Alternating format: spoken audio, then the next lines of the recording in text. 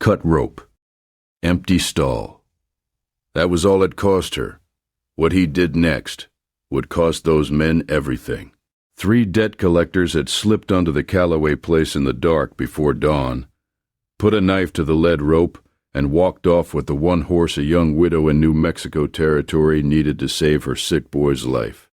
The nearest doctor was 11 miles down the old Santa Fe road, and she had no other way to reach him. What those men didn't know, couldn't have known, was that the quiet drifter she'd fed supper to, 3 nights back on the trail north of Rinconada, had a name that made hard men go pale when it was spoken in a room. He asked for nothing. He took nothing. He just came back for what was hers. And the men who'd cut that rope were about to find out exactly who they'd stolen from. Stay with me, partner. Her name was Nora Calloway. It was the autumn of 1882, in the high desert country of New Mexico territory. On a piece of land her late husband Thomas had worked with his own hands until a debt collector's boot put him in the ground. The land hadn't killed him. The land was all he'd loved. It was the men who came after it that killed him. And now they'd come back not for Thomas, who was already gone, but for the one thing he'd left behind that still breathed, still moved, still carried Nora when she needed carrying. The horse. And the drifter, who was about to come looking for it, had a name that made hard men go quiet when someone spoke it in a saloon. I'll tell you that name before this story ends. But first, if you haven't already, do me a favor and hit that subscribe button. It costs you nothing, and it means everything to this channel. And while you're at it, drop a comment down below. Tell me where you're listening from tonight, friend. Tell me what time it is where you are. Now, come on back. Let's go back to Nora Calloway's place on that cold October morning in 1882, when she walked out to the corral and found the rope cut and the animal gone. The rope was tied to the near post, same as always, or it had been. What was there now was the end of it, frayed where a blade had sliced through the braided hemp, fast and neat, the way a man cuts when he doesn't want to wake anyone up. Nora stood at the fence and looked at that end of rope for a long moment before the understanding hit her. Her hands found the top rail. She gripped it hard. Solomon was gone. That was what she'd named him.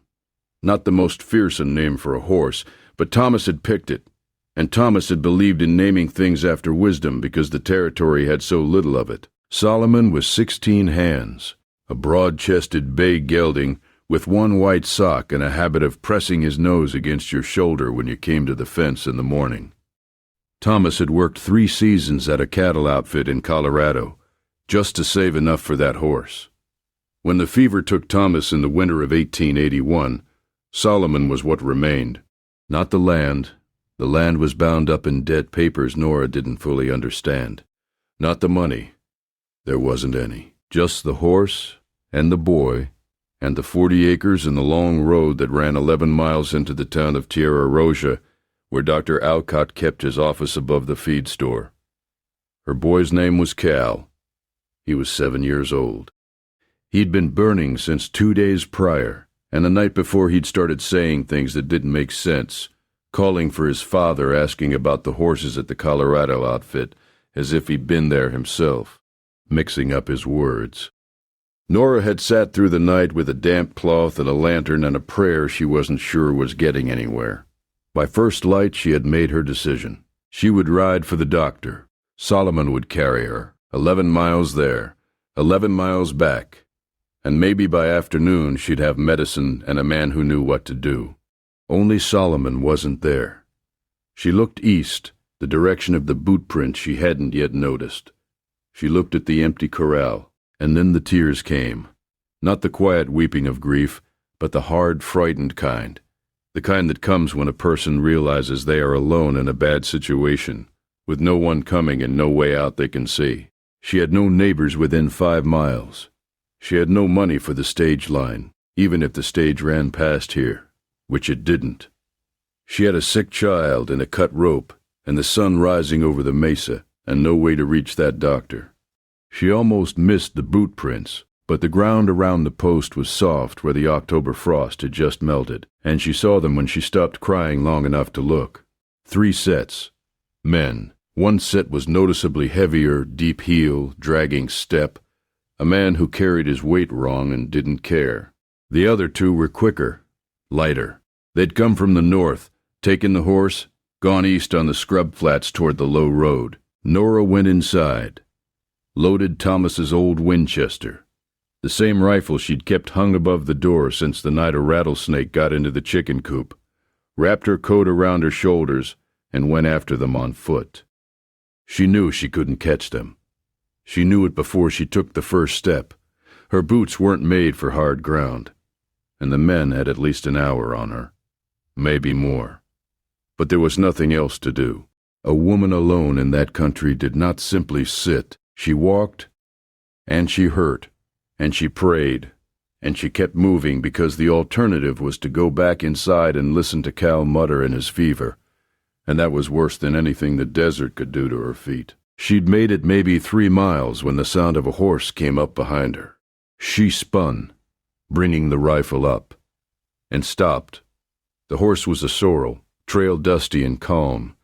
The man sitting on it was lean, somewhere in his early 30s, with a face that had seen hard weather and taken it without complaint. He wore a plain canvas coat, faded near the elbows. His hat was brown and not new. He had dark eyes that didn't startle when she leveled the rifle at him. He just looked at her the way a man looks at a situation he already understood before he rode up to it. She knew him. Barely. 3 nights back she had been boiling what little she had left in the pot when a man on horseback had stopped at the fence and asked if she could spare anything. She'd given him bread and salt pork and a cup of coffee, and he had eaten all of it slowly and thanked her and left without asking anything about her or her situation. She had not thought much of it after. You fed people who were hungry out here. It was what you did. They took my horse, she said. She didn't lower the rifle. He nodded. He had already seen the boot prints. He had been tracking them since before the sun rose, as a matter of fact, had been riding the low road east and crossed the sign of 3 men leading a horse. He doubled back. "Which direction are you trying to walk?" he said. "East," she said. "The low road. Solomon, my horse. They went east." "I know," he said. "I saw their sign." A pause. "My son is sick," she said. "I need that horse. He needs a doctor. Solomon is the only way She stopped. Her voice broke a little on the word. She pressed her lips flat and kept going. "That horse is all I have left of him. Of Thomas, my husband. He's all I have." The man on the sorrel looked at her for a moment without speaking. Then he said, "Go home to your boy. Keep him cool and still. I'll bring the horse back." "You don't know who took him," she said. "No," he said, "but I know the tracks. 3 men, east on the low road. One of them rides heavy and drags his left foot. He isn't hard to follow." "Those men work for Emmett Grubb," Nora said. "He's been trying to take this land since Thomas died. He's the one who put Thomas in the ground, people say, though nobody will say it in front of a magistrate. His men don't back down from one rider. They'll just—" "Ma'am," he said, quiet and even, "go home to your boy." Something in his voice ended the argument. Not cruelty. Nothing like that. It was more the way a doctor speaks when he wants you to stop worrying so he can get to work. She held the look for another second and then lowered the rifle. "Don't get yourself killed for a horse," she said. "I won't," he said. He turned the sorrel east and rode at a steady canter, and Nora Calloway stood in the middle of the scrub flats and watched him go. She did not know his name. She would not learn it for another 2 days. When she did, she would understand something about the distance between what a thing looks like and what it is, and about the particular mercy that sometimes finds a person when they have nothing left to lose. She turned and walked back to her boy. "Now, friends, before we go any further down that low road east of the Calloway place, Let me stop here for just a moment. If you're enjoying this story so far, and I hope you are, go ahead and hit subscribe if you haven't already. It genuinely keeps this channel alive, and we've got a lot more stories just like this one waiting for you. And do me a favor, partner. Drop a line in those comments. Tell me where you are tonight. Tell me what time it is where you're sitting. I love hearing from you. We get folks listening from all over, and every single one of you matters. Now, where were we? Right, the low road. 3 men on horseback, a bay gelding named Solomon, and a lean drifter riding east on a borrowed trail that was about to get considerably more interesting for everyone involved. His name was Cole Whitfield. You may not know that name, and that was very much on purpose. Cole Whitfield had spent the better part of the last 4 years making sure that particular name didn't travel ahead of him. It had a way of causing problems. Men who wanted to test it, men who were afraid of it, lawmen who had paperwork that started with it, old enemies who had survived things they hadn't been supposed to survive. A name like his was a target as much as a credential, and Cole had grown weary of targets. But before he'd started keeping it quiet, that name had been spoken from Texas to the Colorado line in a very specific tone of voice. The tone men use when they're not sure if they're talking about a man or a story. Cole Whitfield had ridden for the Rangers before the Rangers got complicated. He'd tracked 41 men the law wanted back, and he'd brought 38 of them in alive, which was a higher rate than anyone else operating in that country in the 1870s, and which said something about his patience if nothing else. The other 3 had made choices he couldn't override. He didn't lose sleep over them. He'd also had an incident in a town called Blanco Ford in the winter of 1879 that he didn't like to think about.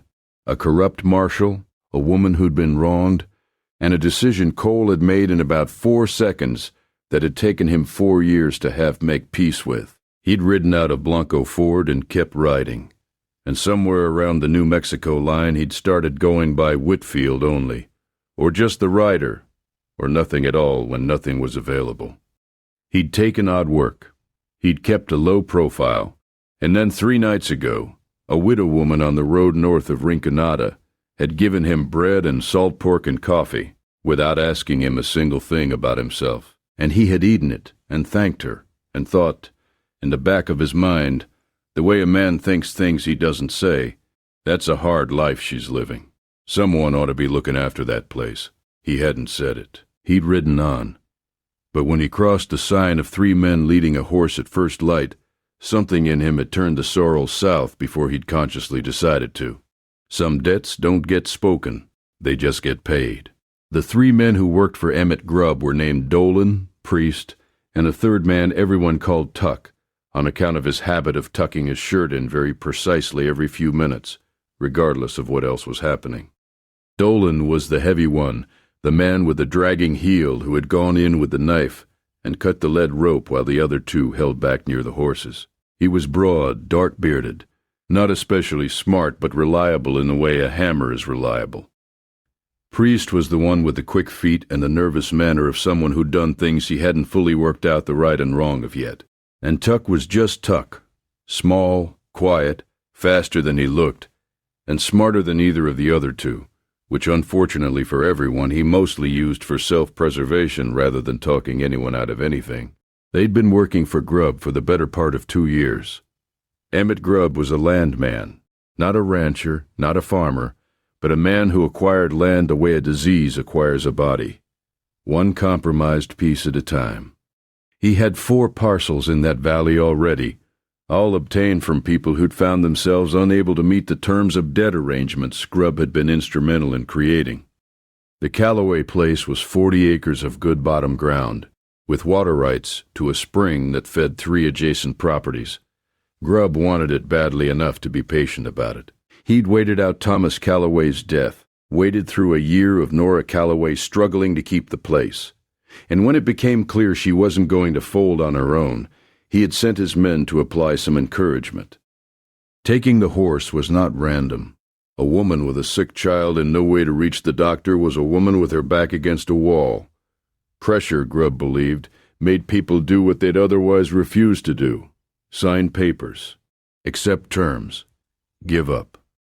What Grubb's men didn't know, what Grubb himself didn't know, sitting fat and comfortable in his office in Tierra Roja, was that the woman's back was against a wall that had just acquired a very dangerous shadow standing in front of it. Cole tracked them for the better part of 2 hours. They weren't hard men to follow. They were confident, not careful, and they'd stopped once to water the horses at a stock tank, leaving boot prints and horse droppings and a couple of cigarette ends that pointed east like a road sign. He knew Tierra Roja was about 9 miles ahead, which meant they'd either stable the horse in town, which was dumb, or take it to one of the outlying properties, which was smarter. Either way, they had stopped moving like men in a hurry and started moving like men who'd done an easy job and were heading home to tell someone about it. Cole came upon them at a dry wash about 5 miles from Tierra Roja, where they'd stopped to rest the animals and make a meal. Solomon was tied to a desert willow a short distance off, head low, clearly unhappy about his situation. He had eaten nothing they'd offered him. He was that kind of horse. Cole dismounted a quarter-mile back, tied the sorrel to a creosote, and walked in on foot the way his father had taught him on a deer-hunting trip 20 years back in the Edwards Plateau. Heel first, slow, picking his steps, watching the brush. He came around the north side of the wash with the sun behind him and stopped 10 yards back in the shadow of an overhang, and watched the 3 men for a minute and a half. Dolan was eating. Priest was smoking. Tuck was sitting on a rock with his arms on his knees, looking at the ground the way a man looks when he's working something out and not quite getting there. The horse, Solomon, turned his head and looked at Cole. Cole put a hand up, low, a quieting gesture. The horse's ear flicked once and went still. Good horse. Cole stepped out of the shadow. "Morning," he said. 3 heads came up. Dolan's hand went to the Colt on his hip and stopped there because Cole's own gun was already drawn and leveled. And the way it was drawn, smooth and without effort, without the scramble or the tell of intention, told each of the 3 men something they did not like knowing. "No need for that," Cole said. He nodded at Dolan's hand still hovering. "Take it out slow, 2 fingers, and set it in the dirt. Both of you do the same." He looked at Priest and Tuck. Nice and easy.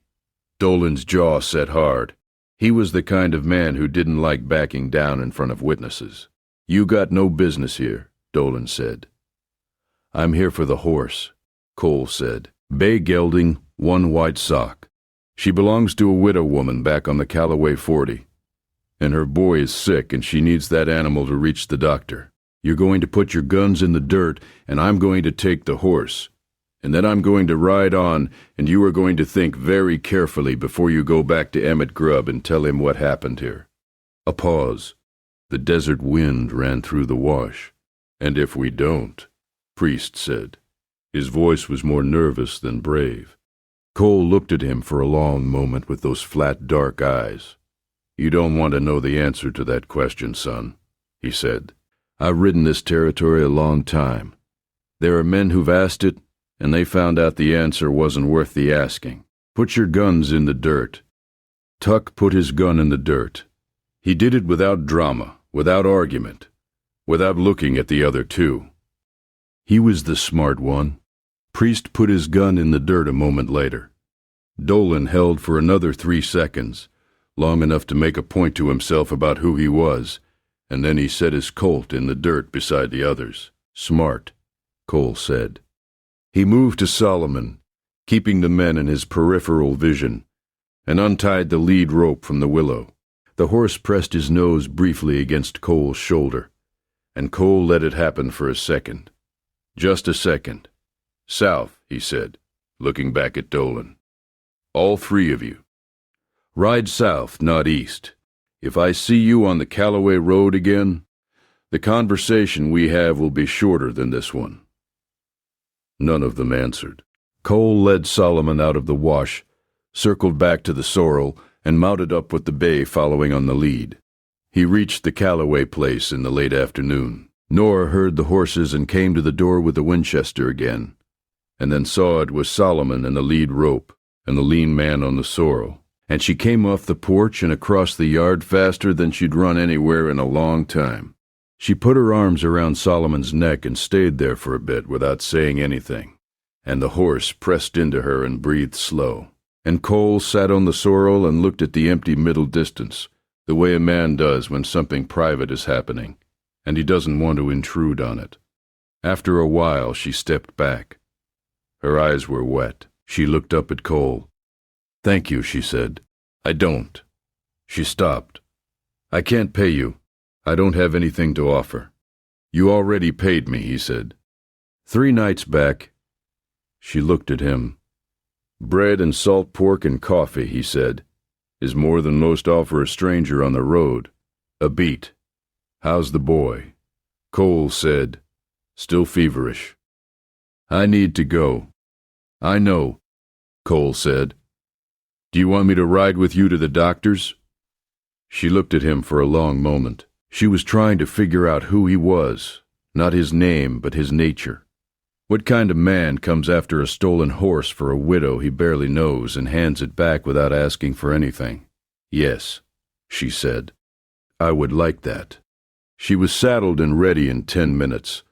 Cole went inside briefly to check on Cal, who was small and too hot, and sleeping badly, and Cole wetted a cloth in the water bucket and laid it across the boy's forehead, and said nothing about what he thought, which was that they needed to move.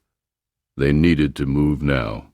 They rode the 11 miles to Tierra Roja in the last hour of afternoon light, with Cal across the saddle in front of his mother, and they didn't talk much because there wasn't much to say, and the boy needed quiet. Cole kept the sorrel on the outside, between Nora and the west, where the low orange sun made long shadows of the scrub oak. Dr. Alcott was a bearded, capable man, who took one look at Cal and moved with the kind of unhurried urgency that meant he knew exactly what he was dealing with, and didn't want anyone panicking unnecessarily. He said scarlet fever, and he said they'd caught it in time, which was the important part. He said the boy needed fluids and willow bark tea and 2 days off his feet, and he'd be running in a week. Nora sat in the doctor's waiting room with her hands in her lap and shook, very quietly for about 4 minutes, releasing something that had been wound tight for 2 days.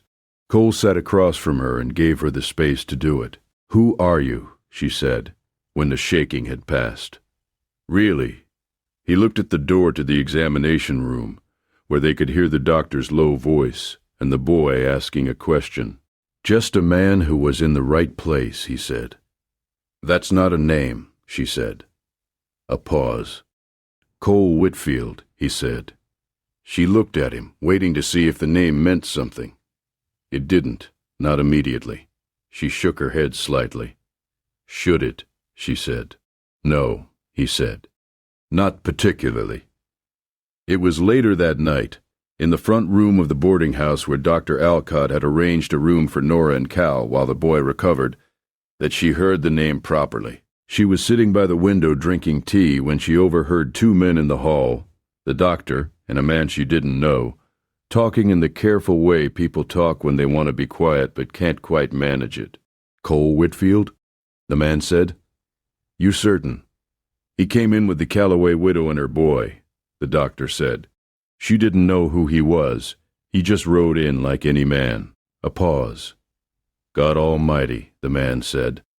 "Cole Whitfield, in Tierra Roja." "Apparently," the doctor said. Another pause.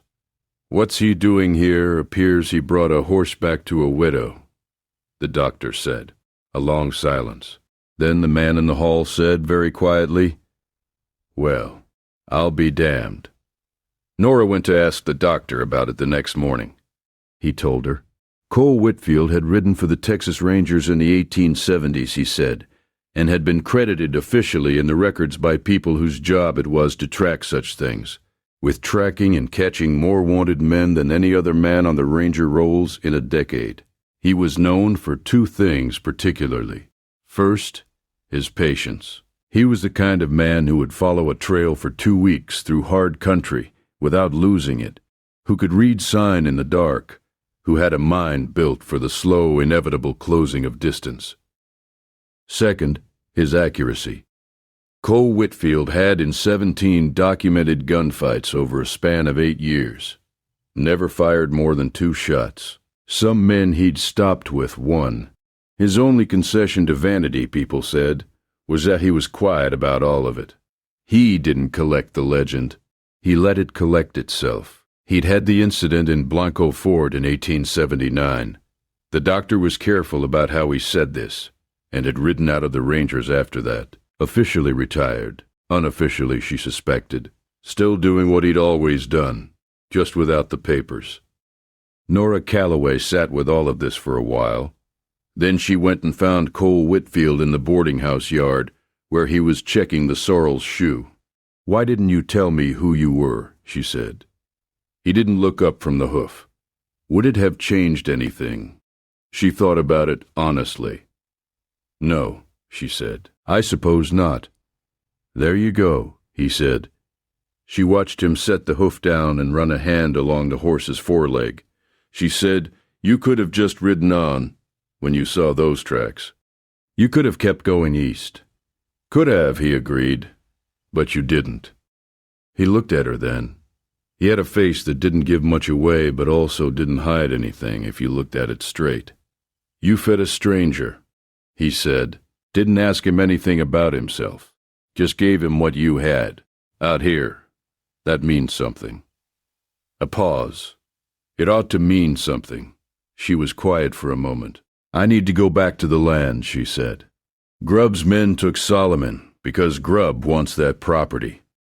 If I go back alone..." "I know," Cole said. "I can't ask you to." "You're not asking," he said. "I'm offering." He said it the way he said most things, level, without decoration, like he was reading off a list of facts. She had already learned this about him in a day and a half. He said what he meant, and he meant what he said, and he did not spend extra words on either side of it. They rode back to the Calloway place the following morning, with Cal still slightly feverish but alert and asking questions about the Sorrel horse and where Cole had come from, and had he ever shot anybody. Nora told him that was not a polite question. Cole said he didn't mind. He answered it the way he answered most things, carefully and less than completely. He'd had to shoot in his time, he said, at men who'd left him no other choice. He didn't find it something to be proud of. The boy thought about this for a while, and then said he understood, in the way 7-year-olds say they understand things they are still years away from understanding, but meaning it. Back at the Calloway property, Cole spent 2 days. He fixed the corral post that Grubb's men had been using as a point of entry. He checked the fences on the north side where the wire had gone loose, and doubled back several runs of it. He cleared brush from around the spring head so the water flowed cleaner, and made a note to Nora about how to keep it that way through the winter. He did these things without being asked, and without explaining himself the way a man does when he's settling a debt that has a larger number on it than the transaction that started it. On the second evening he rode into Tierra Roja alone. He found Emmett Grubb's office above the land registry on the main street. He knocked on the door. A clerk opened it, took one look at Cole, and stepped aside without being asked. Grubb was a thick man in his 50s, with the complexion of someone who ate too well and sat too long. He looked at Cole the way men look at things they don't yet understand but feel the weight of. "I don't believe we've met," Grubb said. "No." Cole said, "My name is Cole Whitfield." He let a beat pass and watched Grubb's face register the name. The color shifted slightly. The comfortable posture became less comfortable. "I've been staying a couple of days at the Calloway place," Cole said, "helping a widow and her sick boy get settled. While I was there, I had a conversation with 3 of your men at a dry wash, east of the property. They had a horse that belonged to her." Grubb said nothing. "He was doing calculations. I want you to hear something from me directly," Cole said. He was not loud. He didn't need to be loud. That 40 acres, and the woman on it, and the boy, are not available to you. The spring rights she holds are hers. Thomas Calloway filed those rights with the county, and they are documented and legal, and I have spoken personally to the land clerk downstairs, who confirmed they cannot be absorbed into any adjacent parcel without a court, proceeding that you would not enjoy. I mention this because I want you to make an informed decision. A pause. About whether to send your men out to that property again. Grubb found his voice after a moment. Are you threatening me? No, Cole said. I'm explaining the situation as it stands. Threatening is when you have a choice. This is different. You already made the choice when your men cut that rope. The question now is whether you're going to make the same one twice. He reached into his coat pocket and set a folded paper on Grubb's desk, a legal description of the Calloway spring rights, copied out by the county clerk that afternoon. She knows her rights now, Cole said. She has documentation. If you pursue this through legitimate means, you'll lose.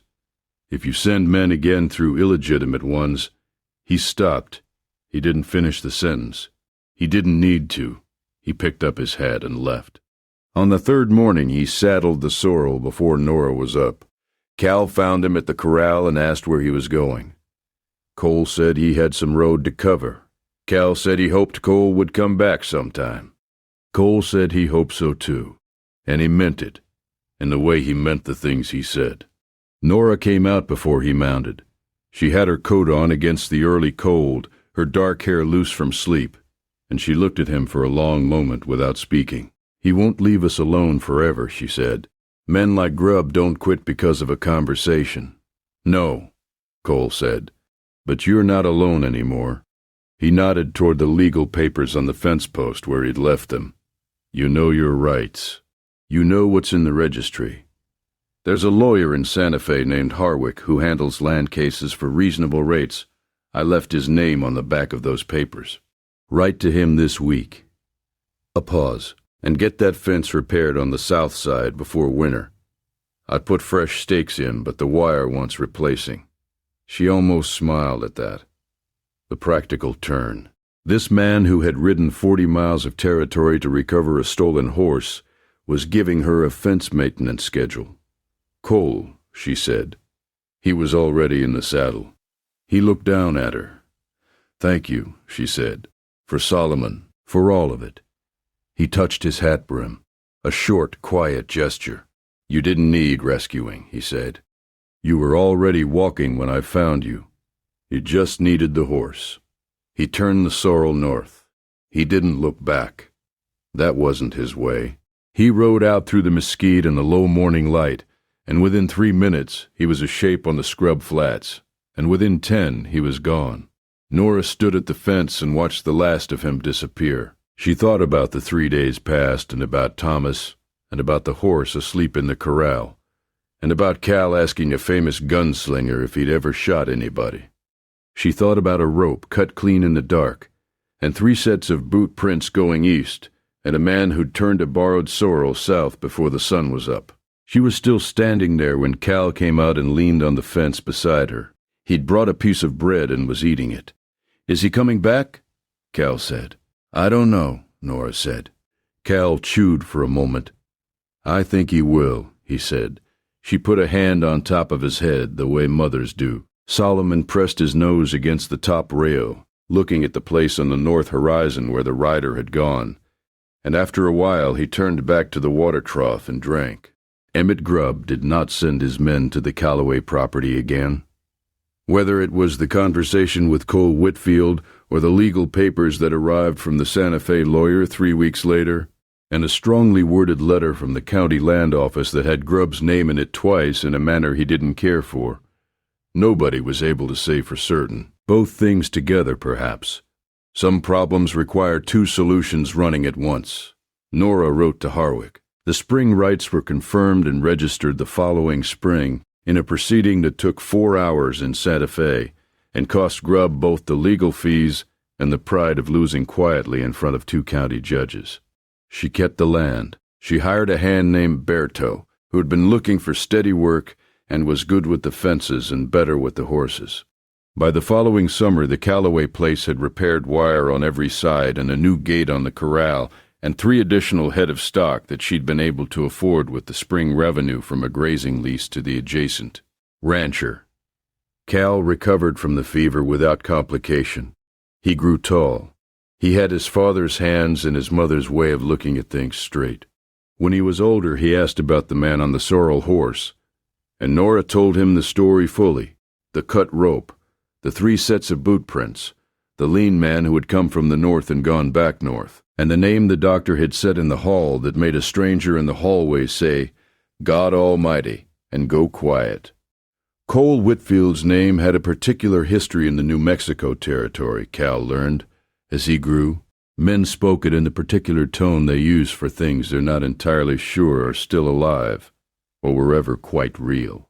There were stories, a dozen of them at least, maybe more, about a quiet man on a sorrel horse who'd arrived at situations involving people being wronged, and then departed, and then the wrong had been corrected and the man was gone.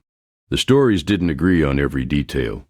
They agreed on the important ones: the flat dark eyes, the 2-finger draw, the voice that said what it meant without decoration, and the way he never seemed to be in a hurry, but always arrived at exactly the moment that was needed.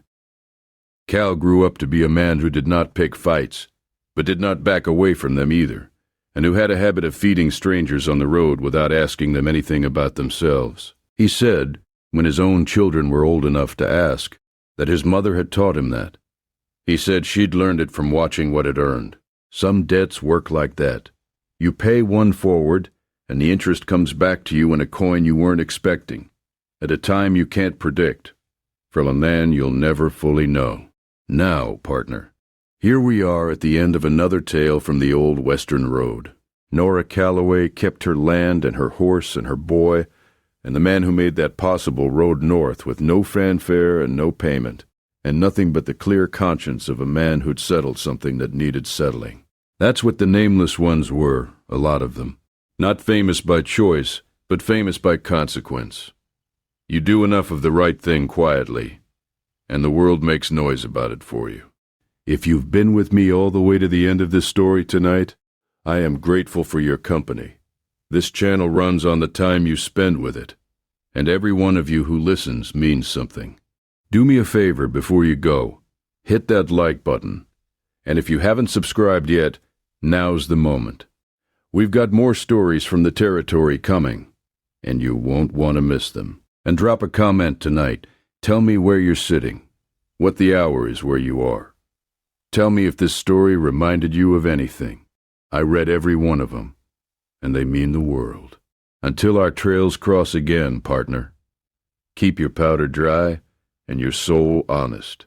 The road goes on,